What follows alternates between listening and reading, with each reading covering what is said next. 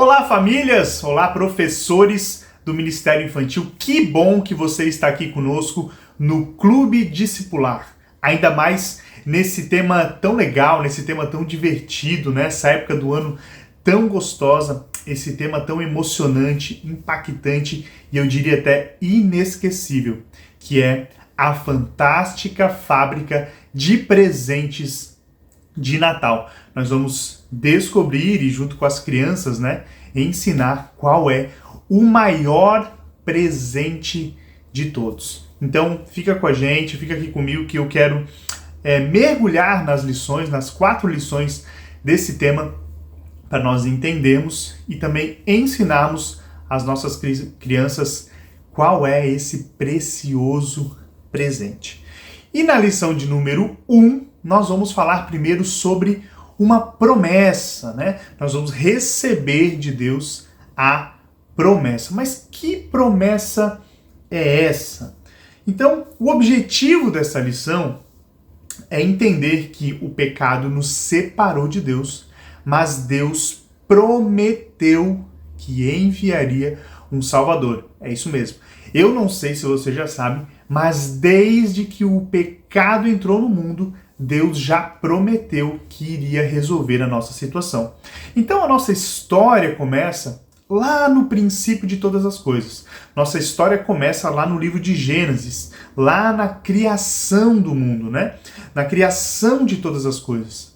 Quando Deus criou tudo com o poder da sua palavra e criou o homem, criou Adão, criou Eva, para viverem num lindo jardim. Eu sei que você provavelmente já conhece a história da criação, mas nunca é demais nós relembrarmos tudo isso. Então a nossa história começa com Adão e Eva, No momento em que eles estão lá no Jardim do Éden, criado por Deus, e a serpente engana Adão e Eva.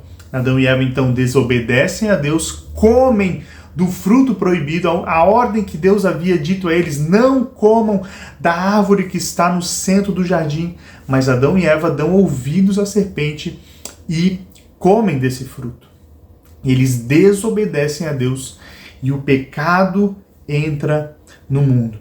Então, a partir desse momento que eles desobedeceram a Deus e o pecado entrou no mundo, nós fomos separados de Deus. Adão e Eva foram separados de Deus, porque por causa desse pecado, Deus teve que expulsar eles do jardim e eles não tinham mais acesso à presença de Deus. Então, por causa de Adão e Eva, nós somos separados de Deus. Mas olha só que interessante. Gênesis 3, capítulo 14, 15, logo após esse momento da queda, olha só o que a Bíblia nos relata. Gênesis 3, 14 e 15, que inclusive é o versículo dessa lição, tá? Diz assim: Então o Senhor Deus disse à cobra, isso depois de ter acontecido esse relato que eu falei sobre a queda do homem, O Senhor disse à cobra: Por causa do que você fez, você será castigada. Entre todos os animais, só você receberá essa maldição. De hoje em diante você vai andar se arrastando pelo chão e vai comer o pó da terra. Eu farei com que você, a serpente, e a mulher sejam inimigas uma da outra.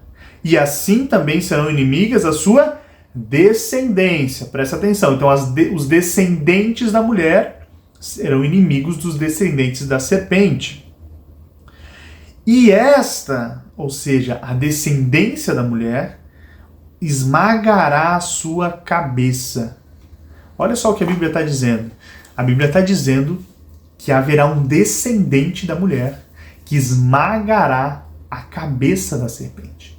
Deus aqui já está prometendo que um dia um homem, um ser humano, nasceria para esmagar a cabeça da serpente, ou seja, para derrotar a serpente, para derrotar todo o mal, para nos libertar, para nos livrar do mal. Então aqui nós vemos um Deus de promessas. Deus está prometendo um Salvador. Presta muita atenção nisso. Isso é importante que nós ensinamos às crianças, de que desde o momento em que nós pecamos, Deus já prometeu um Salvador. Mas que Salvador seria esse? Com certeza você já sabe, mas é isso que nós vamos ensinar para as crianças. Nós já recebemos um grande presente, uma grande promessa de que Deus consertaria tudo entre nós. A partir de então, a história da humanidade, ela continua, né? E Deus escolheu um homem chamado Abraão. E para Abraão, Deus fez o quê? Ele fez uma promessa. Deus prometeu para Abraão que por meio da sua família, por meio da sua descendência, todas as famílias da terra seriam abençoadas. Aqui Deus já está dando sinais de quem seria esse Salvador, que todas as pessoas ou todas as famílias seriam abençoadas de um descendente de Abraão.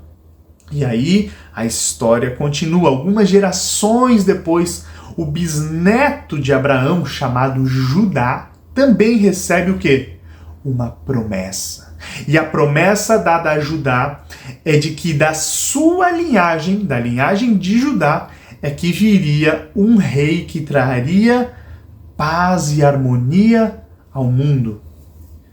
Lá em Gênesis 49 está essa passagem. Então, Deus está prometendo que esse Salvador seria descendente de Abraão, da linhagem de Judá. Da linhagem de Judá.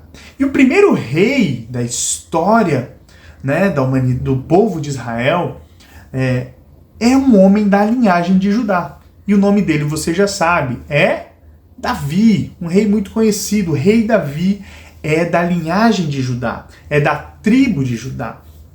Ele foi um rei forte, Davi foi um rei poderoso, mas ainda assim não é esse rei, não é esse o filho da mulher que esmagará a cabeça da serpente, porque Davi também era pecador, assim como nós.